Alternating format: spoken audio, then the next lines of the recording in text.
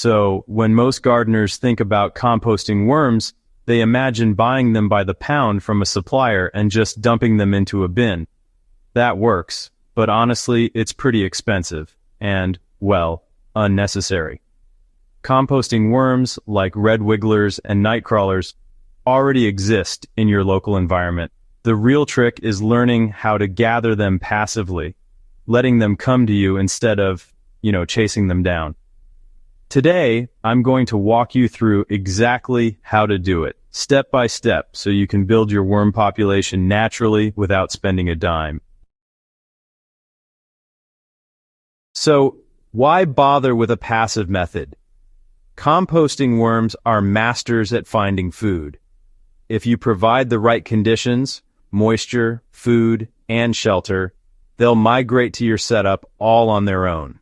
The passive method is cheaper, more sustainable, and gives you worms already adapted to your local climate.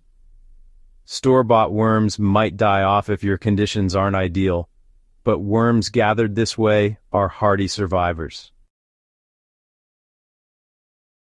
Worms aren't just wandering aimlessly underground.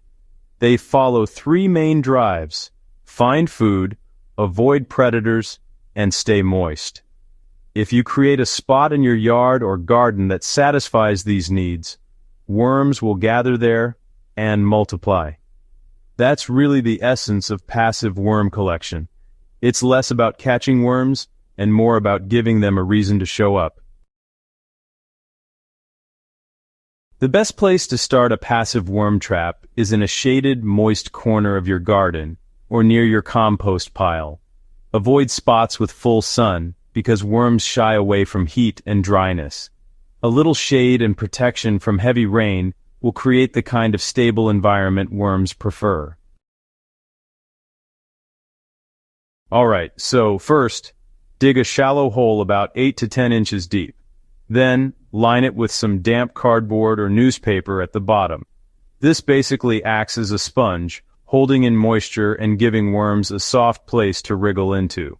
You really don't need anything fancy. Worms love cardboard glue and paper fibers just as much as they love food scraps.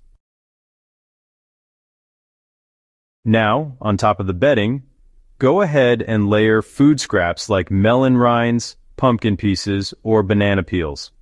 These foods break down quickly and release smells that attract worms, which is exactly what you want.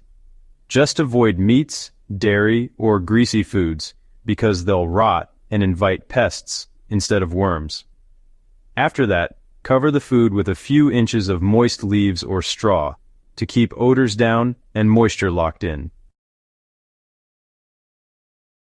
Once your worm buffet is all set, cover the area with a piece of cardboard, a scrap of wood, or even an old carpet if you have one lying around. This creates a dark, safe environment that worms just can't resist. And then, well, you wait. Within about a week, if your soil already has some worm activity, you'll start to notice them congregating under the cover. Just check occasionally, but try not to disturb too often. Worms really settle best when they're left alone.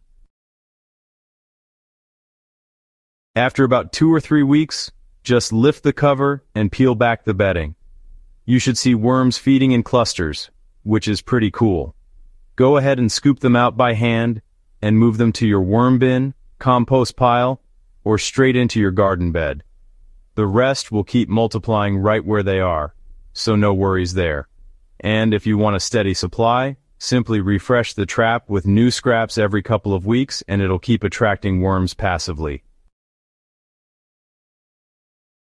The beauty of this method is that you can scale it up easily. Set up several worm traps around your property, like near compost heaps, under fruit trees, or in shady garden beds. The more traps you have, the faster you'll build up a solid worm population. Each trap works like a magnet, slowly pulling worms into your composting system, and you don't even have to dig them up. Within a season, you'll notice a real increase in worm populations. Your compost bin will start breaking down faster. Your garden beds will loosen up as worms burrow, and your soil will become richer with castings.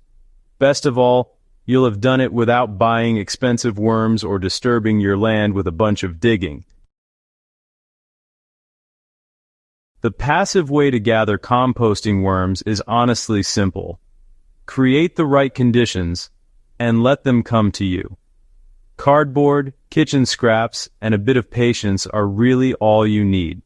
Instead of forcing nature, you're inviting it. And worms are more than willing guests. For more practical soil hacks and composting tips, subscribe to Botanical Bliss and share this with another gardener who wants free worms the natural way. Healthy soil starts with life, and worms are the foundation.